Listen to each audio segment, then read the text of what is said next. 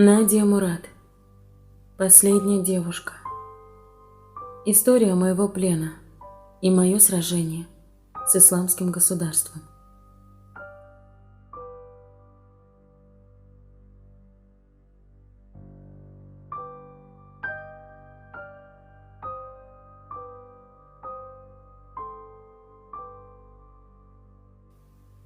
ИГИЛ прибыла на окраину Кочу ранним утром 3 августа 2014 года, еще до восхода солнца. Когда появились первые грузовики, я лежала на расстеленном на крыше матрасе между Атки и Дималь. Воздух летом в Ираке жаркий и пыльный, но мне все равно нравилось спать снаружи, как и ездить в кузове, а не в душной кабине. Мы разгородили крышу так, чтобы получились отдельные места для супругов с их небольшими семьями, но могли шептаться сквозь перегородки и переговариваться через крыши. Обычно я легко засыпала под голоса соседей, обсуждающих прошедший день или тихо молящихся. Кроме того, после того, как Ирак охватило насилие, нам казалось, что на крышах безопаснее, потому что можно заранее заметить, кто к нам едет. В ту ночь никто не спал. За несколько часов до этого ИГИЛ неожиданно напал на несколько соседних деревень, заставив езидов покинуть свои дома и в спешке направиться к горе Синджар. Боевики убили тех из оставшихся, кто отказался переходить в ислам, а затем погнали за беглецами, расстреливая их или перерезая им горло. В тишине сельского утра шум их грузовиков казался взрывами гранат. Мы в страхе съежились и прижались друг к другу. ИГИЛ захватила Синджар легко, встретив сопротивление только со стороны сотен мужчин-езидов, защищавших свои поселения с оружием в руках. Боеприпасы у них скоро кончились. Чуть погодя мы узнали, что многие наши соседи, арабы-сунниты, приветствовали боевиков и даже присоединялись к ним. Они перекрывали дороги и выгоняли всех, кроме суннитов, из деревень вокруг Кочу, а потом грабили дома езидов вместе с террористами. Но больше всего нас поразили курды, несколько месяцев уверявшие, что готовы сражаться за нас до конца. Поздно ночью, не говоря ни слова, пешмерги оставили Синджар, погрузились в грузовики и уехали, прежде чем до них добрались боевики исламского государства. Позже курдское правительство назвало это тактичным отступлением. Якобы для защиты региона было недостаточно солдат, и их командиры решили, что оставаться будет самоубийством. По их словам, они могли оказаться полезнее в других частях Ирака, где у них был шанс противостоять экстремистам. Мы старались обратить свой гнев на руководство Курдистана, а не на простых солдат. Но мы не понимали, почему они нас не предупредили, не забрали с собой или не помогли эвакуироваться в безопасное место. Я почти уверена, что до прибытия ИГИЛ у нас хватило бы времени, и они нашли бы Кочу пустым. Наши называли это предательством. Те, кто жил недалеко от блокпостов пешмерга, умоляли взять их с собой или хотя бы оставить оружие, но безрезультатно. Весть об уходе солдат быстро распространилась по всему поселку, но мы не сразу осознали смысл происходящего.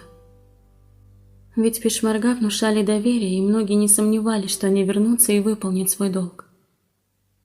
Услышав первые выстрелы боевиков исламского государства неподалеку от Кочу, некоторые женщины шептали друг другу: «Может, пешмерга придут нас спасти».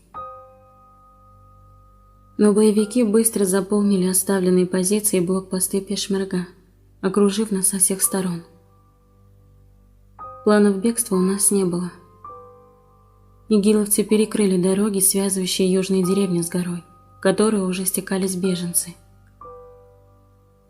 Некоторые семьи по дороге были захвачены в плен или убиты. Племянник матери пытался уехать вместе со своей семьей, но боевики остановили их. и убили всех мужчин на месте. «Не знаю, что случилось с женщинами», — сказала мама, поговорив по телефону. «Мы представляли себе самое худшее, и нас все сильнее охватывал страх». Хизни с Саудом были на работе. Хизни в городе Синджар, а Сауд в Курдистане. Ночью они позвонили в отчаянии от того, что находятся далеко и ничем не могут нам помочь. Единственное, что они могли сделать, рассказать, что происходит у горы Синджар. Десятки тысяч езидов вместе со своим скотом двинулись по единственной дороге к горе. Счастливчикам повезло сесть в машины или повиснуть на бортах грузовиков и обогнать пеших путников. Некоторые везли стариков в тачках или несли их на спинах, сгорбившись под тяжелым грузом. Под жарким полуденным солнцем скончалось несколько очень больных стариков. Их исхудалые тела свалились на обочину, словно сухие ветки. Остальные перепуганные беженцы так спешили, что едва замечали их. По пути езиды избавлялись от лишних вещей. Выбегая из дома, они брали с собой коляски, куртки, кастрюли и прочие пожитки, которые было жалко оставлять и которые, по их мнению, могли пригодиться. Как, например, готовить еду без кастрюли? Что, если они устанут нести детей на руках? Вернутся ли они домой до наступления зимы? Но с каждым шагом идти становилось труднее. Путь казался все более долгим, и эти вещи превращались в мертвый груз, который они бросали у дороги, словно мусор. Дети едва волочили ноги, и подошвы на их башмаках отваливались. Добравшись до горы, некоторые принялись подниматься по ее неровным склонам. Другие прятались в пещерах, храмах или скрывались в горных деревушках. Автомобили петляли по узким дорогам, и некоторые, потеряв управление, падали на бок. Все горное плато заполнили толпы лишенных крова людей. Но и на горе их не ждало облегчения. Некоторые езиды принимались искать еду и воду. Другие не могли найти потерянных родственников или взывали о помощи к жителям деревушек. Кое-кто сидел, застыв на месте от усталости или в раздумьях о будущем, в первые минуты покоя после прихода ИГИЛ в Синджар. Их поселение заняли боевики, и теперь все, что у них было, досталось чужим. Одно из кладбищ у горы, на котором обычно хоронили детей, теперь было переполнено теми, кто погиб от рук ИГИЛ или умер, добираясь до горы. Детей и молодых женщин похищали, чтобы переправить в Мосул или в Сирию. Более пожилых женщин, вроде моей матери, уводили и казнили, кидая трупы в массовые захоронения. Добравшиеся до горы езиды размышляли, верно ли они поступили, спасаясь бегством. Кто-то запрыгнул на первый же грузовик, кто-то не остановился, чтобы подождать идущих пешком. Нужно ли было взять с собой животных? Племянник мамы родился с физическим недостатком, из-за которого ему было трудно ходить, и он убедил близких, чтобы они шли без него, понимая, что все равно не дойдет. А если бы он дошел? Теперь все выжившие сгрудились на вершине горы, в страшную жару, окруженные ИГИЛ и без всякой надежды на спасение. Мы слушали об этом, словно узнавали собственное будущее. Мы звонили всем знакомым в суннитских деревнях и в Курдистане, но никто не говорил ничего обнадеживающего. В ту ночь и утро ИГИЛ не атаковала Кочу, но боевики дали нам понять, что если мы попробуем убежать, они нас убьют. Жившие на окраине рассказали нам, как они выглядят.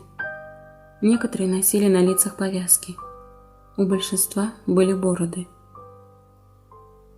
В руках у них было оружие, оставленное американцами иракским военным и захваченное на блокпостах и в гарнизонах. Боевики выглядели в точности, как их показывали по телевизору и в пропагандистских видео в сети. Я не воспринимала их как людей. Для меня они были всего лишь оружием вроде автоматов в их руках. И нацелено оно было на мою деревню. Командир одного из отрядов ИГИЛ приехал в Кочу 3 августа, и Ахмед Джассо созвал мужчин Джават. Среди нас самым старшим был Ильяс, и он пошел узнать, что происходит. Мы ждали его во дворе, сидя в небольшой тени возле овец, которых загнали сюда, чтобы лучше присматривать за ними. Животные тихо блеяли, не ведая, что творится вокруг. Рядом со мной сидела Катрин, такая молодая и испуганная. Нас разделяло несколько лет, но мы вместе ходили в школу и вообще были неразлучны. В подростковом возрасте мы обе заинтересовались косметикой и прическами и тренировались друг на друге, изобретая новые стили для деревенских свадеб. Невесты нас вдохновляли. Им не приходилось тратить время и деньги, но выглядели они, как на фотографиях в журналах. Мы изучали фотомодели и размышляли.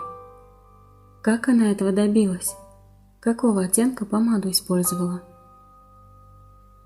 Потом я просила у невесты фотографию и добавляла ее в свой толстый зеленый альбом, представляя, как его будут листать посетительницы моего салона в поисках подходящей прически. К приходу ИГИЛ у меня набралось больше 200 таких фотографий. На самой моей любимой была изображена брюнетка с высокой прической и воткнутыми в нее белыми цветочками. Обычно мы с Катрин долго трудились над нашими длинными волосами, обильно смазывая их оливковым маслом и окрашивая хной. Но сегодня даже забыли причесаться.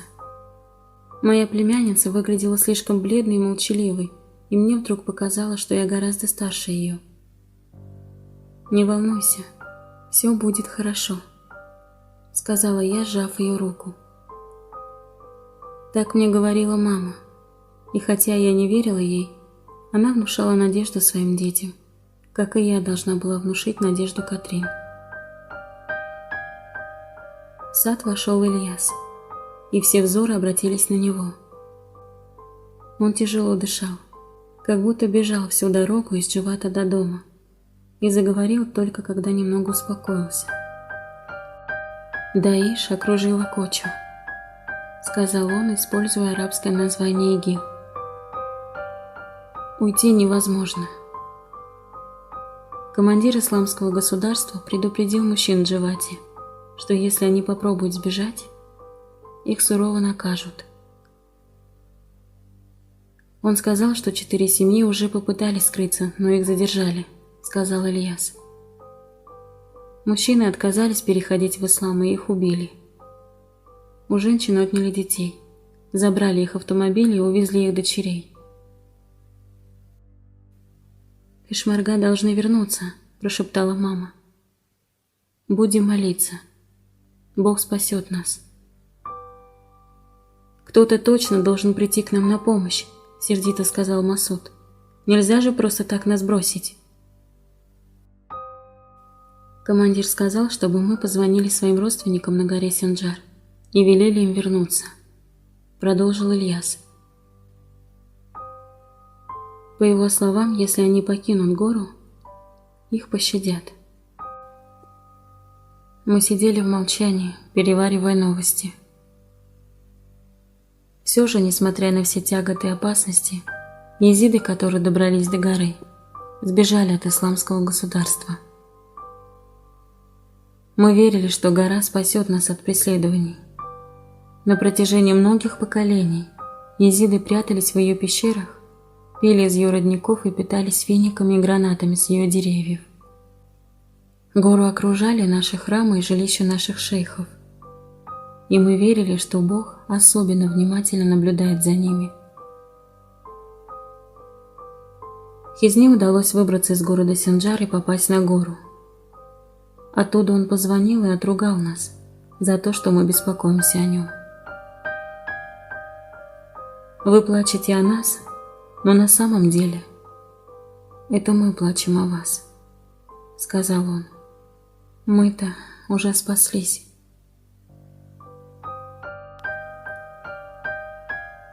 Мы были готовы поступить так, как прикажут боевики. Они ходили от одного дома к другому и собирали оружие. Мы передали им все, кроме одного пистолета, закопанного когда-то на нашей ферме, где, как мы надеялись, они не станут искать. Убегать мы не собирались. Каждый день Ильяс или кто-то другой из братьев ходили в Дживат, чтобы послушать новости из уст командира отряда исламского государства, а потом пересказывал нам. Мы тихо сидели дома. Тот пистолет в итоге так и не нашли. Но что бы нам ни обещали боевики, мы скорее умерли бы, чем заставили Хизни или кого-то еще покинуть гору Синджар. Все прекрасно знали, что происходит с езидами, которые спускаются с горы. Надия Мурад. Последняя девушка. История моего плена и мое сражение с исламским государством.